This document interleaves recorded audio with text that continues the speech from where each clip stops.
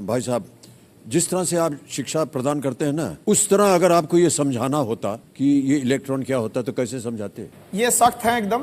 हाँ। ठीक है, तो ये चक्कर पकड़ नहीं करते हैं इधर उधर।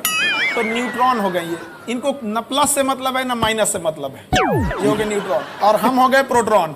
ये दोनों एक साथ रहते हैं न्यूक्लियस में, तो हम एक साथ बैठे हैं। हम है प्लस, जितना हम प्लस है ना ताकत में, आप हैं इलेक्ट्रॉन उतना ही माइनस में है। अब हम चाहेंगे आपको खींचे, आप चाहेंगे हमको खींच ले, बस दोनों दम लगाएंगे तो आप ऐसे घूमने लगेंगे। ये बहुत बढ़िया।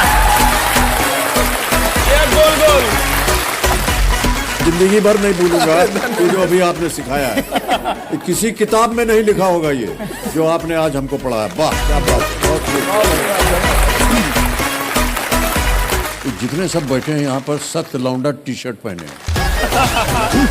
सर इसकी कहानी क्या है? सर ये एक आंदोलन है सर। क्या है कि जैसे आप हैं, आप जैसे माशाल्लाह से इतने हसीन आदमी हैं आप जब कहते हैं कि हम जा खड़े हो जाते हैं वहीं से लाइन शुरू हो जाती है। एक सिरा जहाँ लाइन खत्म होती है वहाँ हम लोग हैं सर। अच्छा।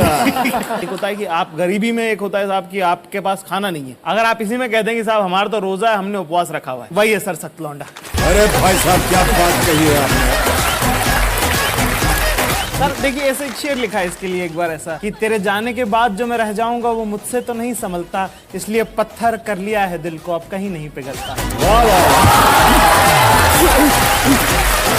ये होता था कि ग्रेजुएट बनना चाहिए किसी भी तरह से, पढ़ लिख करके हम पास हो गए, ग्रेजुएट हो गए। तो ग्रेजुएट के बाद हम लोग जो 5-6 मित्र जन थे, शाम को बैठा करें अकेले, मैं यार क्या यार कुछ नौकरी वोकरी मिली क्या? बोले नहीं कुछ नहीं हुआ यार। एक दिन क्या हुआ, एक लड़का था वो बोला यार हम बताएं आपको हमारा प्रॉब्लम क्या है। हमारा प्रॉब्लम है ये कि हमारे बाप ने हमको पैदा क्यों किया था। सर हमको लगा कि ये जो लौंडा है ये सही बोल रहा है। तो जिंदगी में पहली बार और आखिरी बार बाबूजी के सामने गया मैं और उनको हमने बोल दिया कि आपने हमको पैदा क्यों किया था।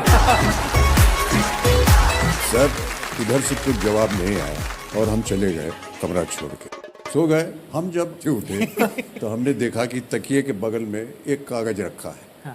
वो कागज में एक कविता लिखी है बाबूजी ने। तो वो कविता हम आपको सुनाना चाहें कि जिंदगी और जमाने की कश्मकश से घबराकर मेरे बेटे मुझसे पूछते हैं कि हमें पैदा क्यों किया, और मेरे पास इसके सिवा कोई जवाब नहीं कि मेरे बाप ने भी बिना पूछे मुझे क्यों पैदा किया,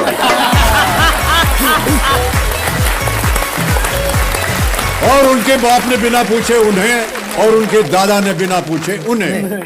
जिंदगी और जमाने की कश्मकश पहले भी थी, आज भी है, शायद ज्यादा। तुम ही नई लीक रखना, अपने बेटों से पूछ के उन्हें पैदा करना। क्या बात है।